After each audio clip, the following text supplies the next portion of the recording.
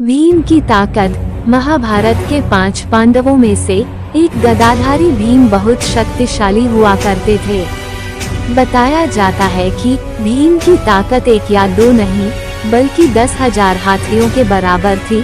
पौराणिक मान्यताओं के अनुसार अपने इसी बल के चलते एक बार गदाधारी भीम ने अकेले ही नर्मदा नदी के प्रवाह को रोक दिया था।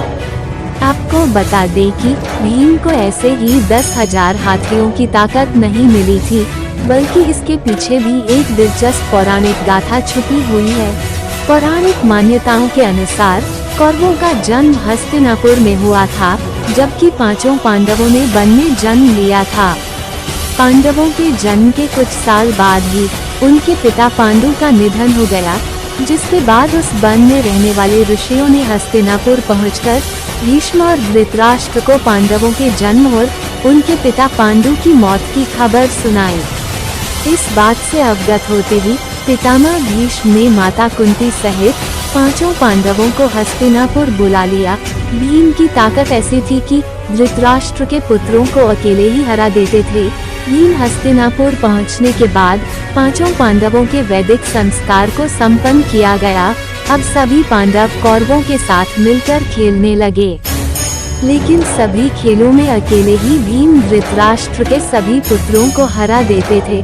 बार बार हर खेल में भीम से परास्त होने के कारण दुर्योधन के मन में भीम के प्रति दुर्भावना ने जन्म ले लिया और उचित अवसर मिलते ही दुर्योधन ने भीम को मारने का विचार कर लिया।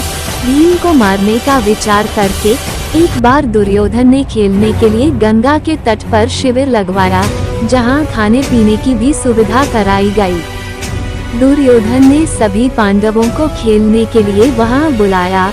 इसी बीच मौका पाकर दुर्योधन ने भीम के खाने में जहर मिला दिया, जिसके बाद खाना खाते ही भीम अचेत हो गए। तब दुर्योधन ने दुशासन के साथ मिलकर भीम को गंगा नदी में फेंक दिया। इसी अचेत अवस्था में भीम नागलोक पहुंच गए, जहां सांपों ने उन्हें खूब काटा और इसी के प्रभाव के चलते भीम के शरीर में जहर का असर कम होने लगा। जब भीम को होश आया तो उन्होंने अपने आसपास ढेर सारे सांपों को देखा, जिसके बाद वो उन्हें मारने लगे। भीम से अपने प्राण बचाने के लिए सभी सांप डरकर नागराज वासुकी के पास पहुँचे और उन्हें सारी बात बताई। नागराज वासुकी और आर्यक नाग खुद भीम से मिलने के लिए उनके पास पहुँचे। भीम से मिलते ही आर्यक नाग ने भीम को पहचान लिया। बताया जाता है कि आर्यक नाग भीम के नाना थे, इसलिए आर्यक ने नागराज वासुकी से कहा कि भीम को उन कुंडों का रस पीने की आज्ञा दे दीजिए जिनमें हजारों हाथियों की ताकत है। भीम ने 10,000 हाथियों की ताकत वाले उन 8 कुंडों के रस को पी लिया, फिर एक दिव्य शैया पर सो गए। इधर खेलने के बाद सभी कौरव और पांडव घर लौट गए, लेकिन भीम के ना लौटने के बाद उन्हें सभी खोजने लगे। उधर नागलोक में 8वें दिन जब रस पच गया, तब जाकर भीम नींद से जागे और फिर नागों ने उन्हें गंगा नदी के बाहर छोड़ दिया।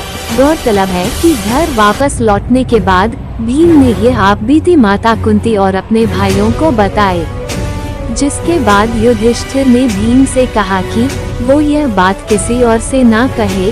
वो कहते हैं कि जो होता है अच्छे के लिए होता है। अगर दुर्योधन ने भीम को जान से मारने की कोशिश ना की होती तो भीम नागलोक नहीं पहुंचते और ना ही भीम की ताकत 10,000 हाथियों के जैसी हो पाती।